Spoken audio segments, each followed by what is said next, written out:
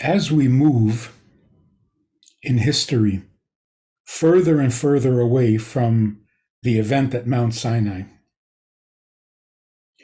we assume, logically, that we lose some of the inspiration, we lose some of the strength, we lose some of the knowledge, and certainly some of the holiness. As we move further along in history from the times of the temple, from the Beis Hamikdash, the first temple, the second temple, we assume that we are losing ground. We're getting further and further away from the original message, and the relationship with God is getting weaker. I guess like any neglected relationship. And so we wonder, where's the hope? Where's the good news? Another issue, there are mitzvahs, commandments, that are in the Torah, explicitly stated. There are those mitzvahs in Torah that have to be derived by the sages through the methods given by God on how to define the details of a mitzvah. What did Moshe say when he came down off the mountain? For example, you shall bind them as a sign on your arm and frontlets between your eyes. That's a commandment. But what in the world is it saying? What does it mean to bind the words of the Torah on your arm? Well, when Moshe came down off the mountain and he quoted God as saying, this is what you must do, he was quite aware and proficient in how to do it, how to make the tefillin and how to wear the tefillin. It has to be made out of leather, it has to have straps, it has to have certain scrolls of certain chapters of the Torah. That's called the oral law. The information that Moshe came down off the mountain with that was not written in the script. So you have the explicit, detailed commandments written in the Torah. You have those that are oral tradition from Moshe from the Torah. You have those that are derived logically from the wording of the Torah. And then you have commandments that are called rabbinic, like observing Purim. That's not written in the Torah, it happened much later. Not in the 5 books anyway. And then there's Hanukkah, which is even later. At least Purim has a scroll of Esther. Hanukkah has nothing. It's purely rabbinic. Lighting Shabbos candles is rabbinic. So you have the 7 rabbinic mitzvahs. And then you have customs. Then you have rabbinic precautionary methods or aids, things that prevent you from accidentally or inadvertently violating a commandment. And in most recent times, you have the differences between Hasidic customs and non-Hasidic customs, Sephardic custom, Ashkenazi customs. What is all that? How are we supposed to view these rabbinic innovations? So here's the punchline, and then we'll talk about it a little bit.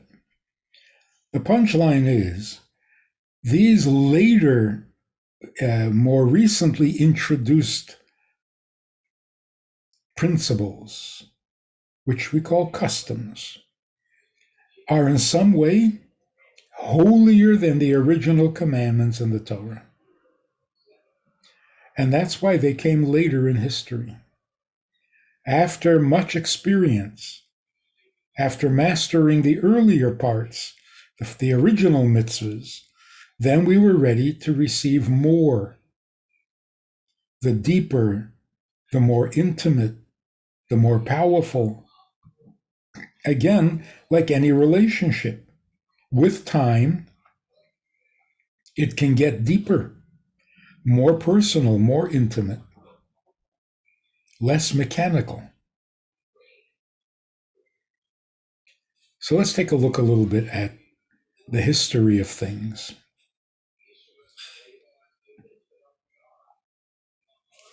We start off with Noah. Noach was a tzaddik, the Torah says.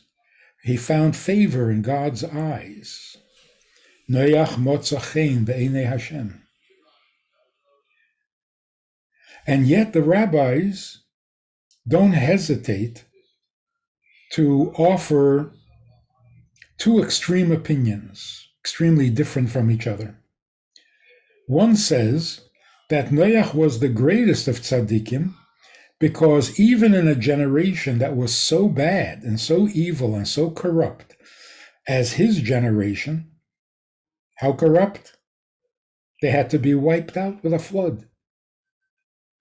And yet, surrounded by all of that, he was righteous. He walked with God. Pretty impressive. The other opinion is the exact opposite. In his generation, compared to the others, he was righteous. But had he been in a generation of truly righteous people, he wouldn't be considered righteous at all.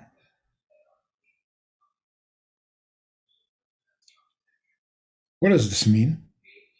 How can both opinions, and they're both from Torah sages, they both must be true? How can they both be true? So if we compare Noach to Avraham,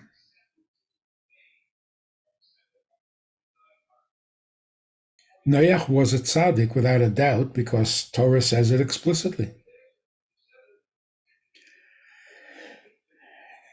He walked with God, spelled it right out.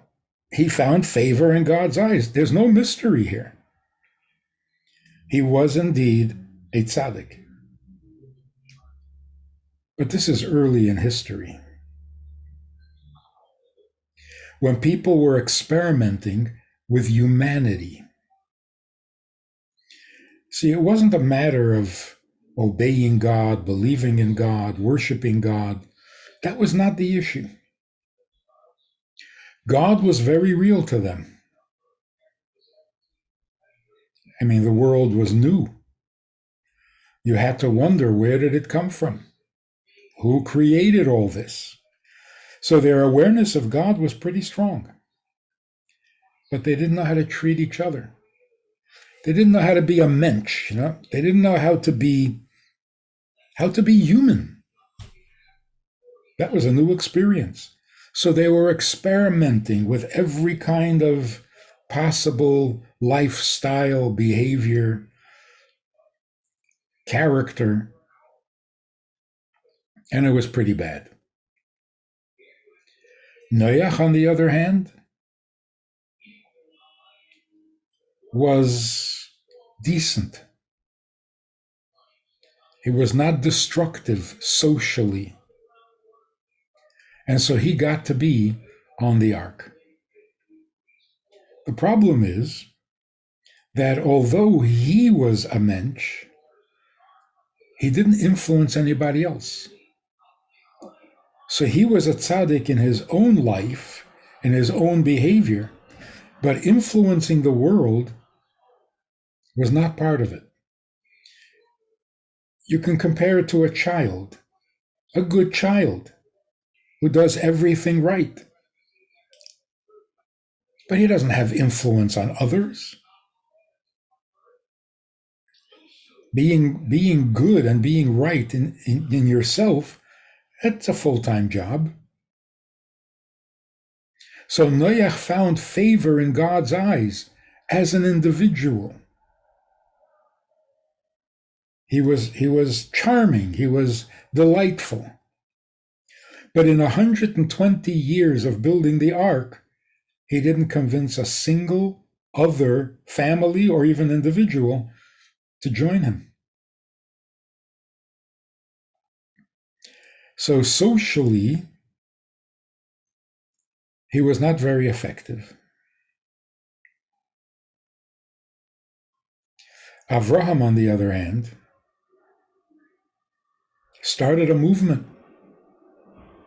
Avraham became famous as a teacher, as an influencer, beginning with his own family, with his own parents, weaning them away from idolatry,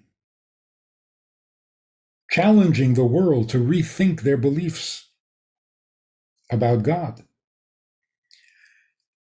Between the time of Noach and the rise of Avraham, there was a generation called the generation of the Tower.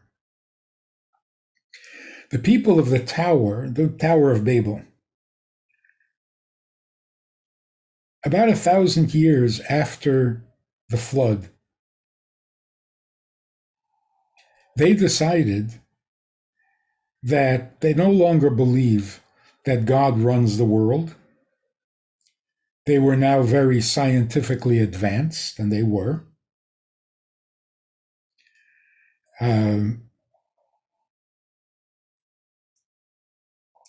This is the year, approximately, the year 2000 of after Adam and Eve. But they had learned after the flood to get along, to cooperate, to be sociable.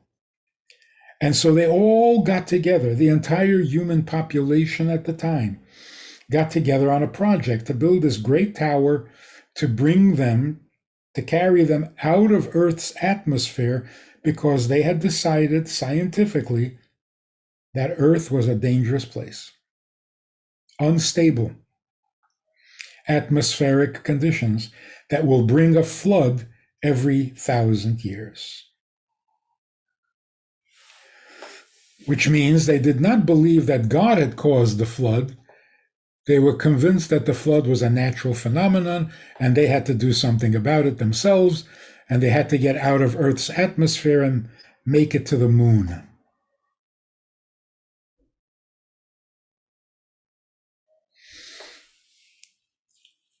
God didn't like that little project, so he caused groups of people to develop their own language. So instead of all being united in one language and in one goal and one project, they suddenly found themselves different people speaking different languages, which is the only good explanation for why there's more than one language. But the result was that those who found themselves speaking the same language moved away and created their own societies, their own cities, their own countries. So they had gone from being okay with God, but not okay with each other. That was the generation of the flood. Then they became okay with each other, but not so okay with God. That was the generation of the tower. Now Abraham comes along, Avraham comes along, and he's good on both counts. He is social, he is an influencer, he has a language that people can relate to, he can explain, he can teach, he can inspire, and his relationship with God was awesome. Both at the same time. A little bit of heaven with a little bit of earth. So, what does it say about Noach? Noach walked with God, with God's support. Avraham, on the other hand, walked before God. Or God himself says, "Walk before me and I will bless you." Walk before me means on your own initiative. Use your inherent godliness, the godliness of your soul, to inspire the world, and I will bless your efforts. In other words, the relationship with God had become a little more than just a good kid. Now it was more of an adult kind of godliness, where you're not content to be good yourself. You have some concern or some responsibility for the people around you. The result is a real mensch, an adult, developed, actualized human being. And so it was with Yitzchak, and with Yaakov, and with Yosef, and with Moshe. And then in the year 2448, the Torah is given. God comes down to Mount Sinai and reveals himself. Everything changed for the better. So, we're charting the progress here of how the world gets closer to its objective. What was the change? The change was it's no longer enough to be a really decent, developed, magnificent human being, both in your relationship with God and your relationship with others, with the world. Now, it was all about God. Transcend the human perfection.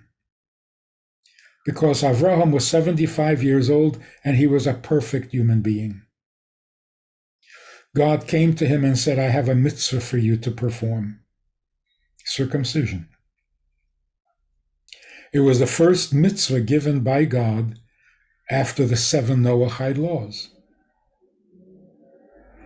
That was the beginning of the 2,000 years of Torah.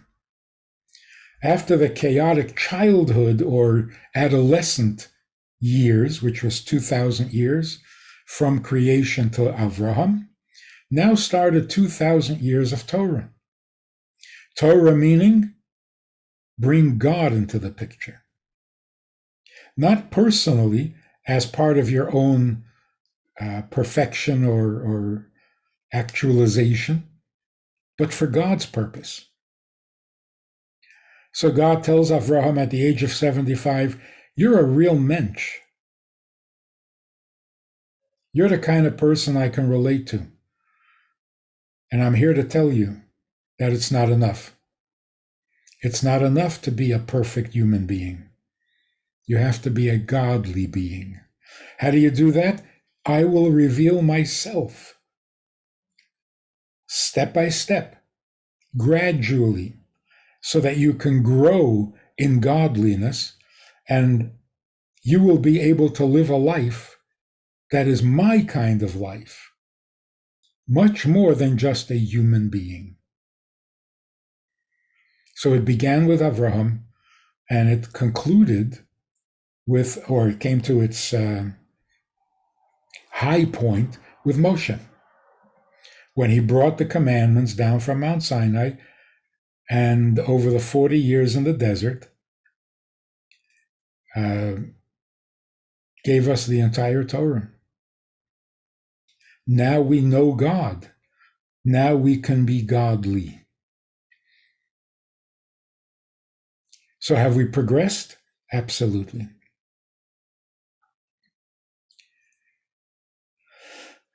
Then, to make it brief, in the year 3406, that's 1,000 years later, approximately, after the giving of the Torah, there was the story of Purim, the Megillah, the scroll of Esther.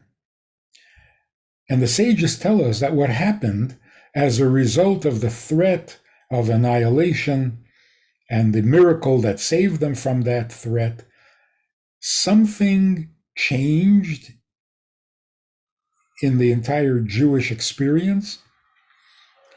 And the people were able to fulfill the Torah, to live up to the Torah in a way that they hadn't since the Torah was given. They fulfilled what they had accepted. They had accepted the Torah at Mount Sinai 1,000 years earlier, and now they were actually fulfilling it in a much deeper way than before. What this tells us is that the further we get from Mount Sinai, the further we get from creation, the further we get from Avraham, the greater our relationship with God becomes. Despite the changes, the differences. The story of Purim happened in exile after the temples had been destroyed, after the first temple had been destroyed. First exile, scattered in 127 countries.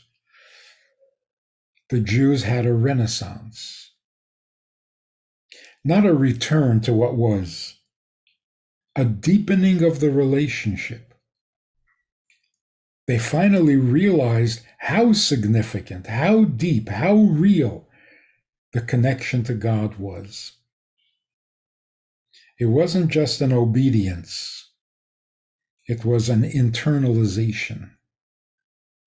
In some way, which we can explain on another occasion, the godliness became them, not just something they believed in and obeyed and practiced. They became the Torah,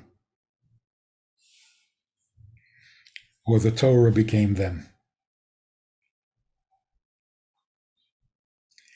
Let's move on. About 500 years later,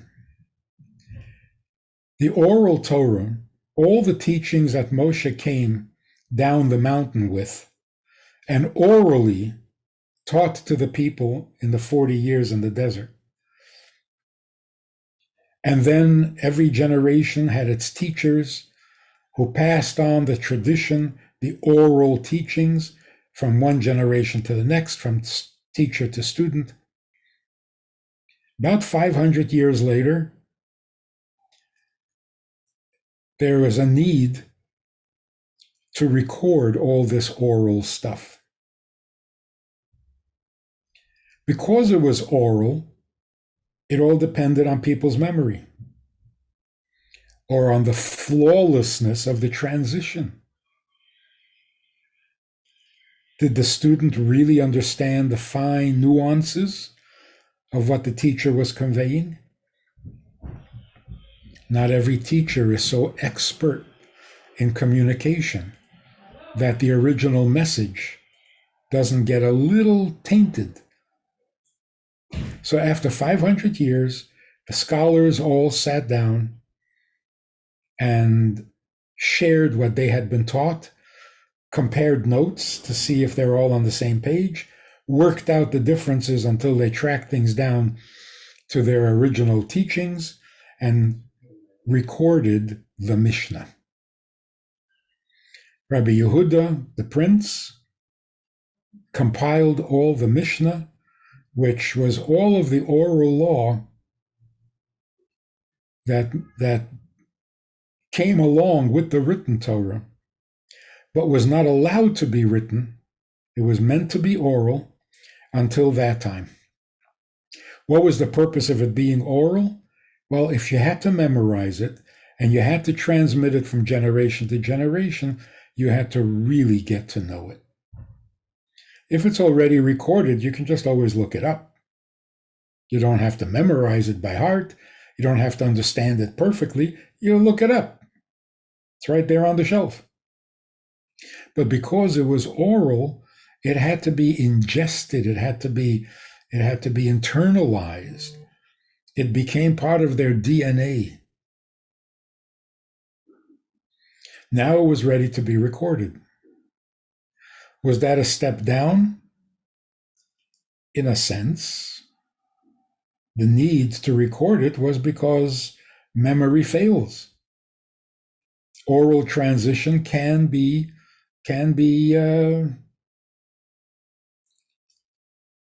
distorted. It is fallible. So it was written down. That seems to suggest that people were drifting, getting further away from the truth of Torah. But the opposite can also be true. It had become so internalized that it no longer needed to be oral. It can actually be committed to writing. In the process of writing the Mishnah, new insights came to light.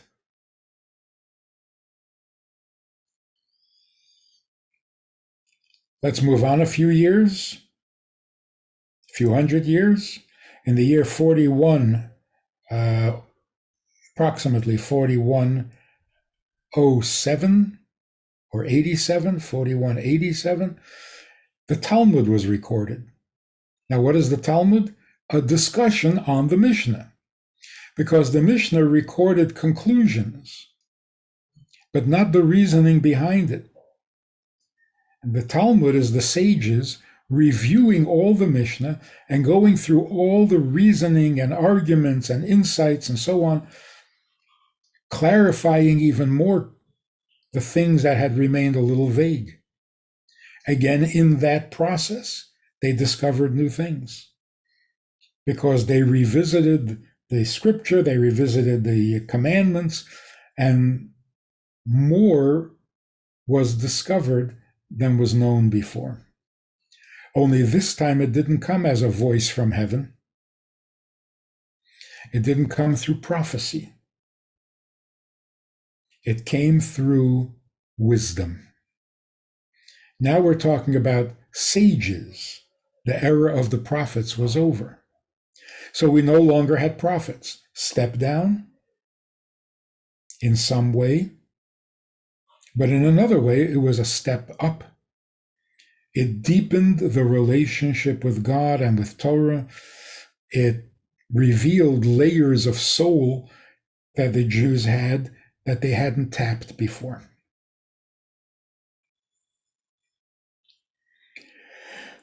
I guess you could say that in the beginning of a relationship, what does a couple reveal or share with each other? The safe stuff, the practical, the everyday, the essentials, not the more subtle, intimate stuff. That comes with time. That comes with maturity. And so, as we go further in history, our relationship with God matures, and through wisdom, through insight, through sensitivity and empathy with God, we get to know Him better. And we discover things that God prefers or dislikes that we never knew before. This is the unfolding of Torah.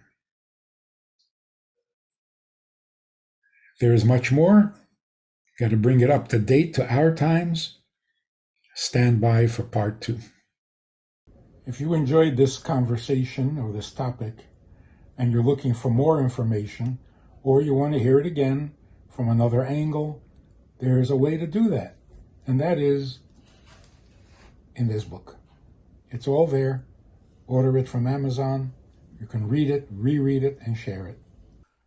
We have a Sunday night program for VIPs that you might be interested in. It's informal. It's questions and answers. It's conversation. It's really relaxed. It's really pleasant, enjoyable, informative, and kind of community-like. It's a Sunday night program. There's a Wednesday morning program for the VIPs, and there's a Wednesday night program. all of it just conversation, casual, laid back, unscripted. So join us. Take a look. Click the link below and see which of the three suits you best, and join us for some enjoyable conversation.